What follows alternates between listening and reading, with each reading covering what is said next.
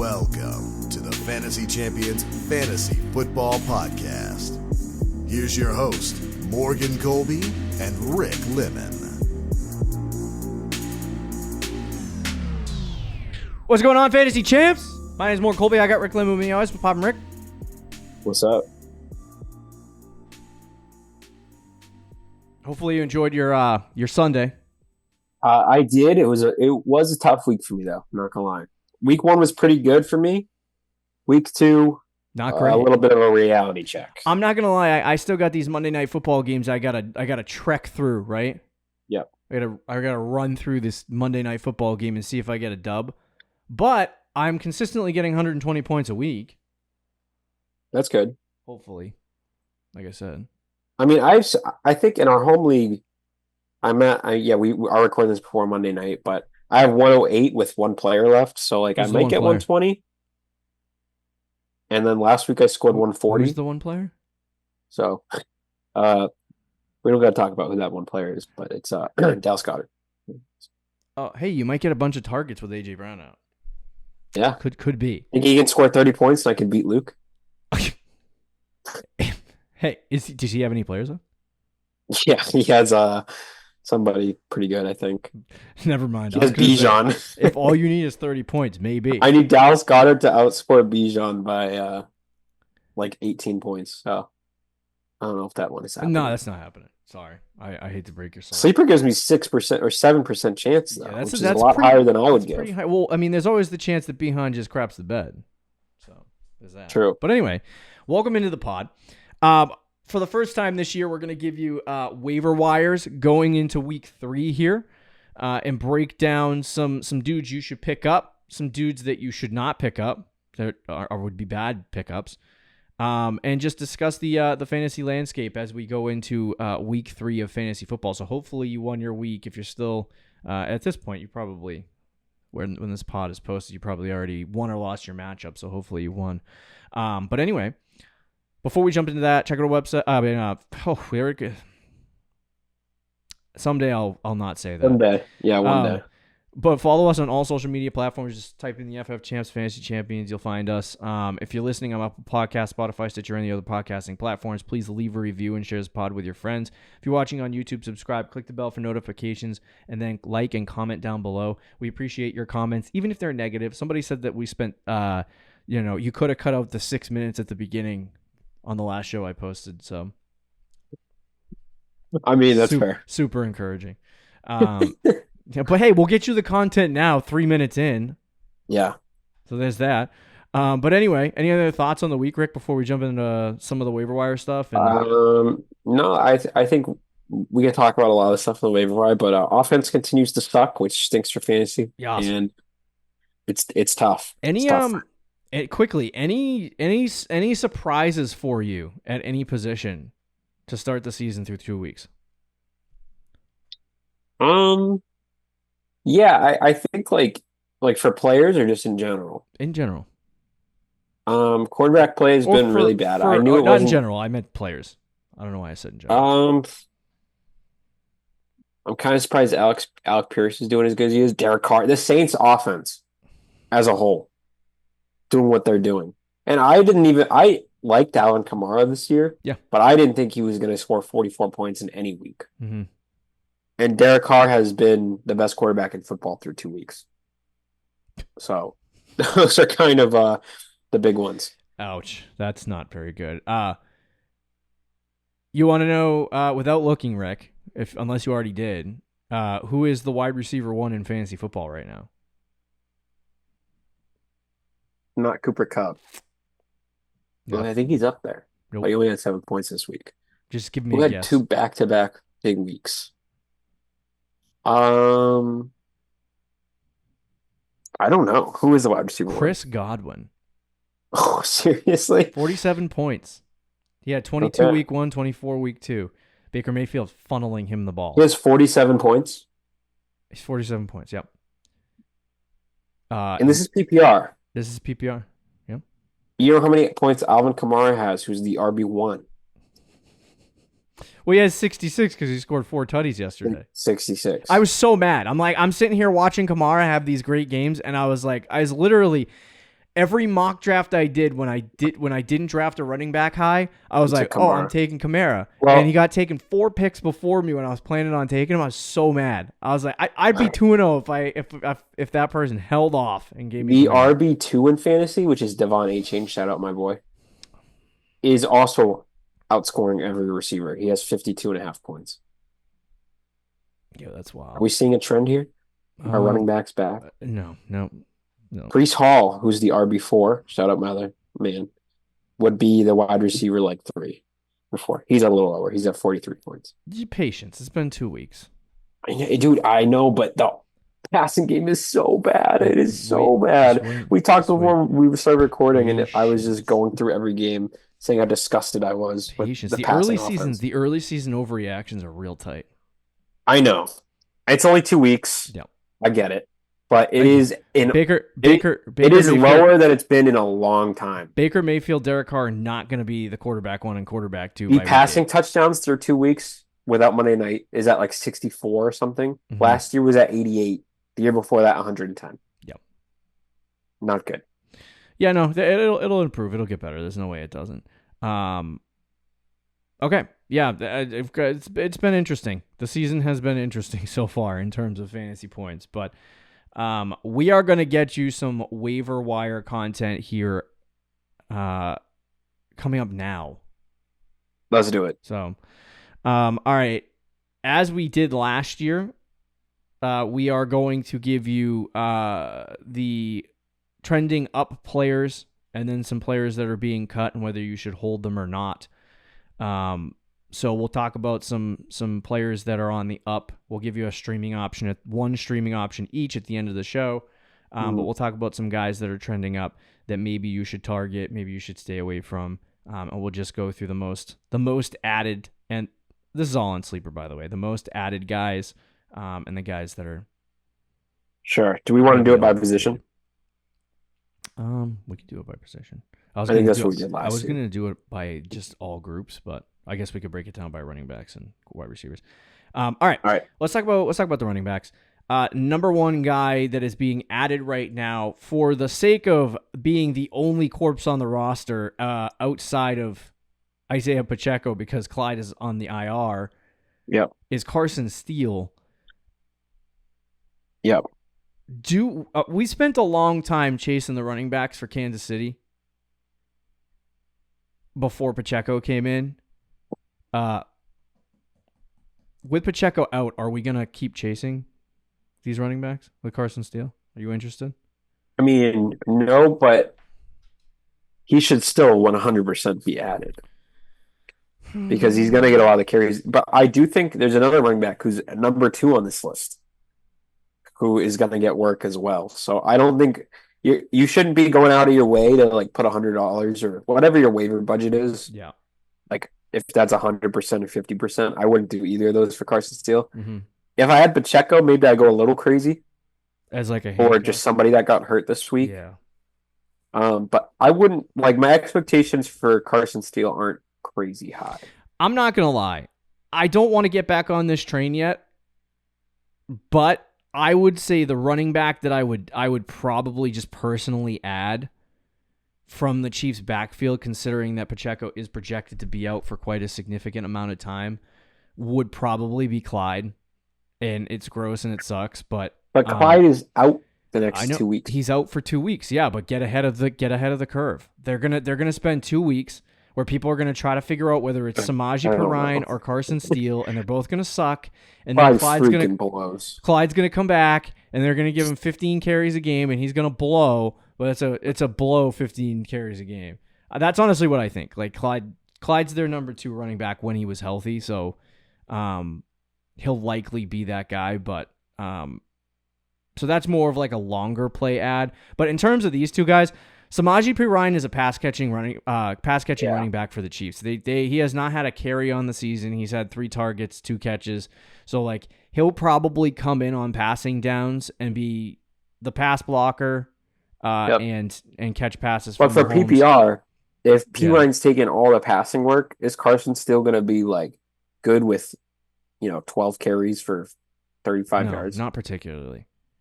he's going to need a touchdown every week. This is why I'm like, for speculation, I would add Carson Steele, but I'm not adding any waiver budget to get him because I don't really care that I would like. I don't want to dump waiver budget and then not have a guy that's good. So if he's not good, then just let him like make an ad. If nobody else adds him, you get him, and then he turns into somebody that's great. But if you don't get him, it doesn't really matter to me either way. So it's not a bad ad. I just wouldn't put any money on it. Same thing for Samaje Perine. I have no interest in Samaje Perine. He's like 29 years old. He got cut off the Denver Broncos. Yeah, that's fair. All right. This is an interesting one. And I actually have a take. Uh-oh. I have a take on Breece Hall. Okay. So the Jets drafted this guy, Braylon Allen, who actually was not a bad running back. He kind of fell in the NFL draft. I can't remember what round he was taken. I think it was the third or fourth round. Fourth round, I believe. By the New York Jets. And I was like, what are they going to do with this guy? They freaking Breece Hall. They plan on giving him like a split. He had 2 touches in his first game with the New York Jets. This past week, he had a little bit more opportunity, came away with 9 touches for 50 yards.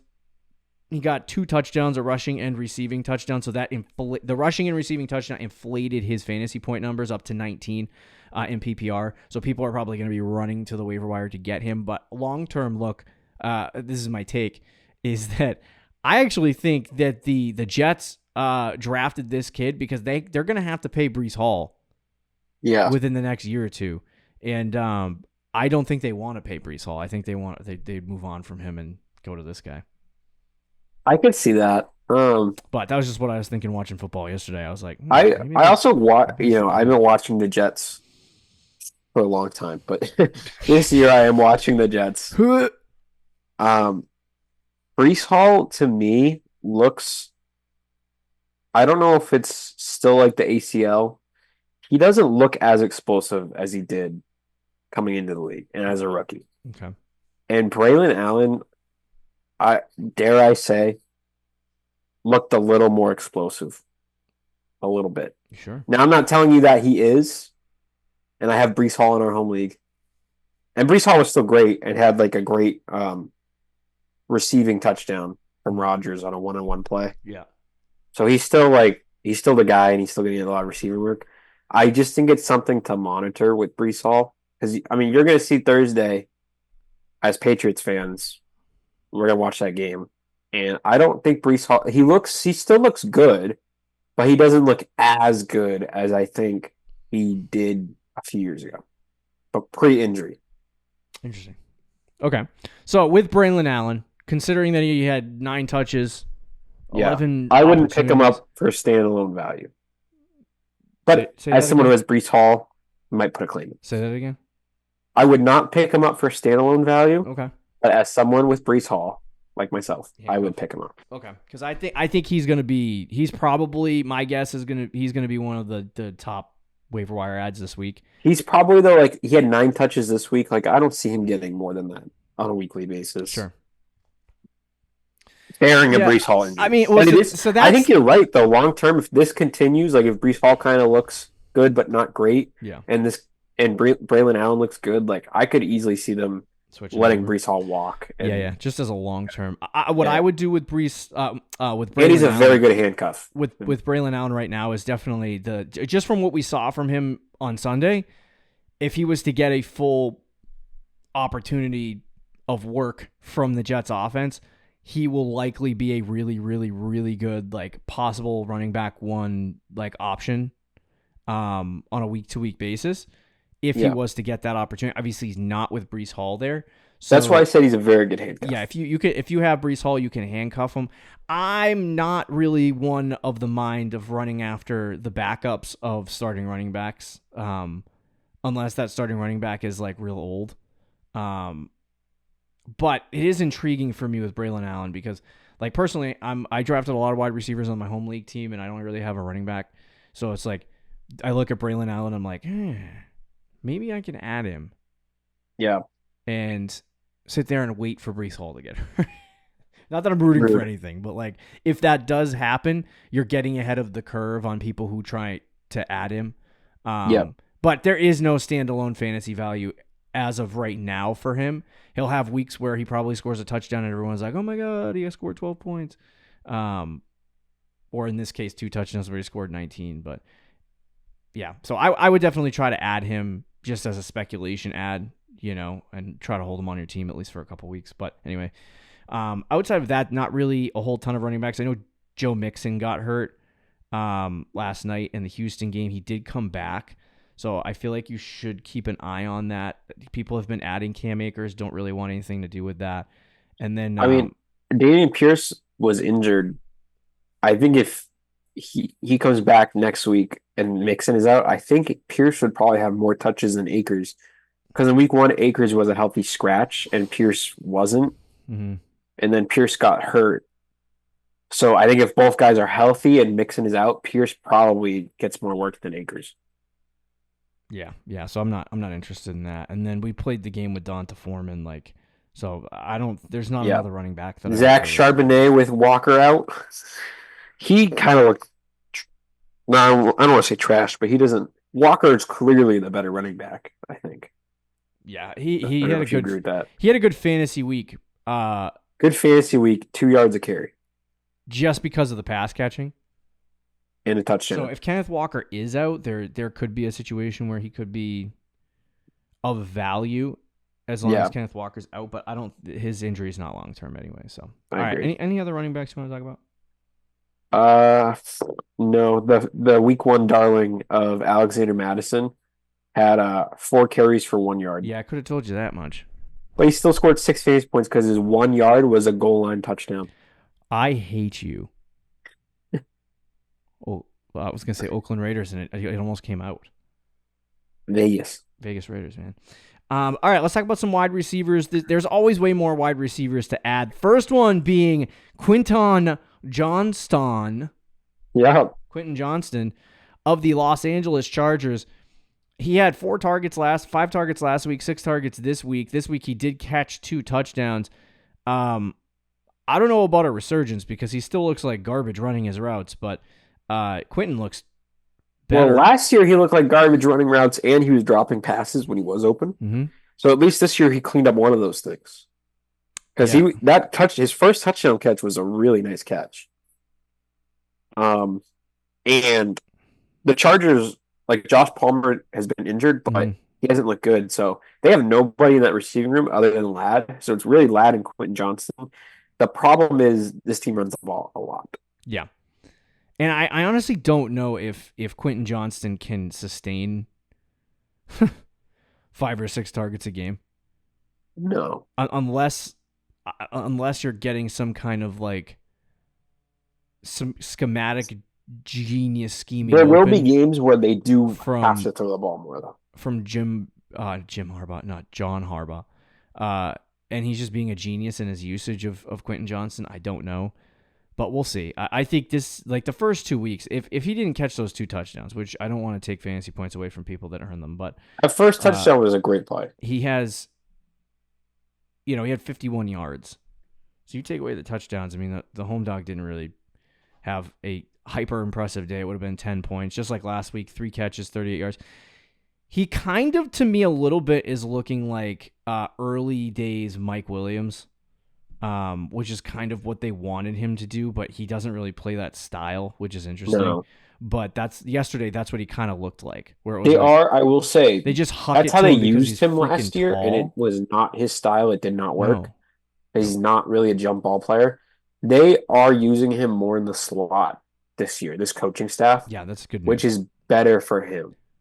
Yeah. So you would think I don't mind it. I would pick him up. You would think a friggin' ginormous target 6'4", yeah. Like that would be good outside, but no, Rick is right. He's good as a big slot. Sticking him inside, and letting him work zone coverage because for whatever reason, this guy does not use his physical strength. That touchdown was a one-on-one.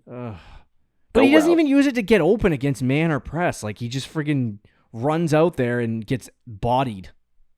He had a good game, dude. I'm telling you. He had a good game. Marcus Jones from the Patriots could body this guy. Okay. He's 5'9" and tiny. I would pick him up. Oh, that's what I was just about to ask. You would pick him up? 100%. Okay, yeah. I mean, this is probably the waiver wire ad of the week. I would definitely add him too. I'd probably add like 10, maybe 10% of my waiver budget, depending on. I don't know if he's scoring 22 points again though. He probably isn't going to score 22 points, but it's always good to get. But yeah, especially because like I said, he's probably the number 2 receiver on that team. Maybe, and there'll be some weeks where he's the number 1 receiver on the team. They just don't throw the ball a lot. But there will be games this year where they are forced to throw the ball, and he's going to have a lot of targets. Yeah, that could be the case. All right. Yeah, I would add. How much waiver budget would you put percentage-wise on Quentin Johnston? 20%, 25%. I wouldn't go too crazy, but yeah, okay. I'm a little bit more reserved at 10%. Okay. But anyway, all right. Number 2 is Jalen Naylor. I actually looked at Jalen Naylor and I thought KJ Osborne from last year, and I think that's the role he's playing right now for Minnesota, which has kind of made me think like, don't really want anything to do with him. His first 2 weeks of the season being good fantasy weeks have been entirely buoyed by touchdowns. So he has 4 catches and 2 touchdowns. Yeah, he has 4 catches, 2 touchdowns. Without the 2 touchdowns, he looks significantly worse fantasy-wise. So not interested. No, I'm not either. That's somebody. This is your classic. Let somebody else pick him up and put money on it. Yeah, definitely. Darnell Mooney has not played yet. He has I don't know not why played yet this week, but people are adding him like crazy. Probably because tonight's game is happening. And they're like, oh my God, a guy's hurt. I need to put him in. So we'll not talk about Darnell Mooney just for that. Really interesting player right now, considering that T. Higgins has been broken and Jamar Chase decided that he wasn't good at football anymore. But it is Andre Isovas of the Cincinnati Bengals. He had 6 targets week 1, 3 catches, 26 yards, so abysmal performance, 5 fantasy points. And then he had 4 targets, 2 catches, and 2 touchdowns against the New England Patriots this week. Against the Kansas City Chiefs this week. 14 fantasy points. So really not a lot of opportunity. I'm not going to lie, this is not a guy I'm really targeting. He did have 10 targets in 2 weeks, but he kind of is playing a similar role to, I hate to give comps, but the Tyler Boyd role last year for this football team. Yeah. And he's still only 2 catches for 2 touchdowns. Right. This week. So not really high volume, and the efficiency was off the charts for fantasy football. So Isovas is not really a guy that. Yeah, he's another guy that other people pick up.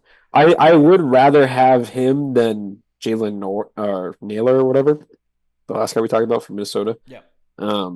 But you never know with T. Higgins, but according to Schefter, he should be back this week. If you had to pick a trash third wide receiver, it's definitely Isovas. I would agree. Unless it's this next guy. Alec Pierce, baby.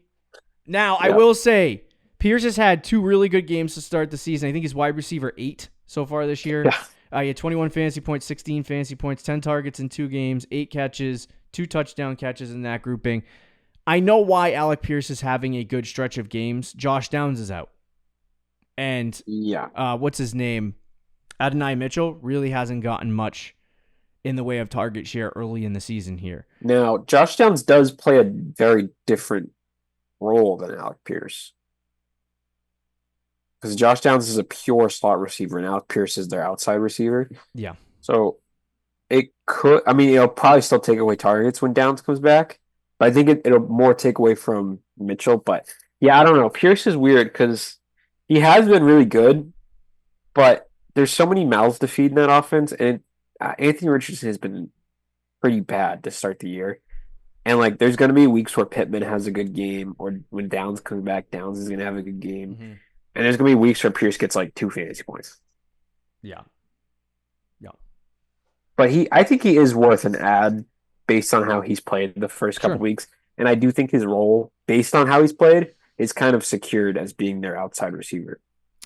Personally, when I look at Pierce, I think I think when Downs does come back, what you saw last year with Downs when he was healthy early in the season, he was, like you said, playing in the slot, but he was running vertical routes in the slot a lot to split Tampa 2, which freaking Richardson loves to do. He loves to throw it to the middle of the field deep. And so you're going to see a lot of that with Josh Downs. So I think Pierce is benefiting from Downs not being in the offense. Not that they're playing the same role, but that Downs isn't there to take certain targets away from him. Yep. So Pierce has been getting a more of a target share. I would add 5 to 10% of my waiver budget to maybe add probably 5% to add Alec Pierce, just as a speculation ad, because if Downs comes back and he is injury prone and he is a problem, if Downs comes back and he's just not productive and he's not healthy, then Pierce is going to be the guy that the connection that Richardson has with Pierce is going to continue and he's going to be fine. So it could be an interesting ad right now, and I'm always looking for early season waiver wire ads that could turn into something down the stretch of the season. And Alec Pierce could have a little bit of a resurgence here in his third year? Third year.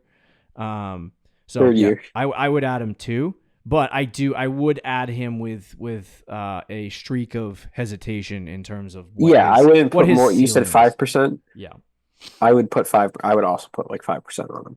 Yeah. Okay, sounds good. All right. There has been a massive argument with with what to do with the Rams receivers, because Cooper's toast, Puka's toast, and they need to throw the ball to somebody. So they have Demarcus Robinson, Tyler something from last week, Tyler Johnson from last week, and then your boy Jordan Whittington, who I looked at early in the season, and I was like, "Ooh, it's a young rookie, but he's not ever going to get any kind of opportunity." But of course, it's the Rams, and everyone gets hurt. So, if I had to choose one, I would speculatively add, if you have an extra bench spot at the bottom, Jordan Whittington. Okay, that's the one you're going with, because he's a young player who could benefit from specifically the Puka Nacua injury.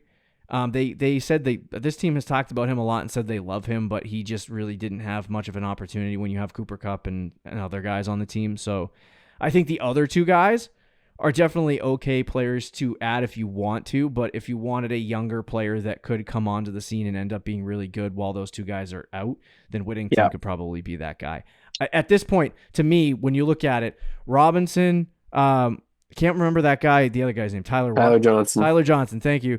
Those two guys, like I said, they're older and there's not upside. So it's like, and they're not going to start for my team, realistically. So if I pick up Jordan Whittington, he's a rookie that has maybe slight amount of upside, where if something happens and he ends up being good, then you can add him to your you have him on your roster and he's ready to go. But I don't think those other two guys don't have much of a ceiling. They're just kind of like floor plays in case you need a waiver wire. A second, third flex spot ad. Yeah, I agree. I'm not really excited about any of these guys. No, not at all.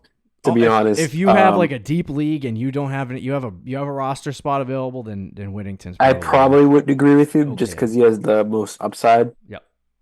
I'm just looking at the snap percentages though, and Johnson had 87, Demarcus Robinson had 92, Whittington had 50. Yep. So if that's what they're gonna do, and those two are the starting receivers, then I guess you want to pick up one of those guys. But I think it's all kind of gross. I would probably say Demarcus Robinson, maybe, but I think he's kind of like a big play guy. He's not really a volume. No. Tyler Johnson might play the slot, so you might want to say him in PPR, but I wouldn't have a lot of faith in it. Puka and Cooper Kupp are both out this week. Good Lord. Yeah, I wouldn't be surprised if Kupp misses this week. All right, let's talk about quickly some tight end ads here. Gesicki seems like a target for the Bengals for whatever reason, and I think probably because T. Higgins has been out. Once Higgins gets back, I really do think that hinders Mike Gesicki's fantasy ceiling. So I wouldn't run out and add him as a tight end thinking that you're going to get production, but I would say he's not a bad plug-and-play start at tight end if that's what you're looking to do, if T. Higgins is out this week. Yeah, but I think Higgins is coming back again. That's what Schefter, or I think it was Schefter. Somebody had tweeted, one of the reporters, that it's likely that Higgins returns in week 3. Mm-hmm. But if not, I would keep rolling Gesicki. And even if Higgins comes back, Gesicki might not be that bad. So he's definitely worth a pickup. Sure. All right, and then Hunter Henry for the New England Patriots. Yeah, I don't know if this is a trend, but he had 12 targets in the game, so you got to talk about him a little bit.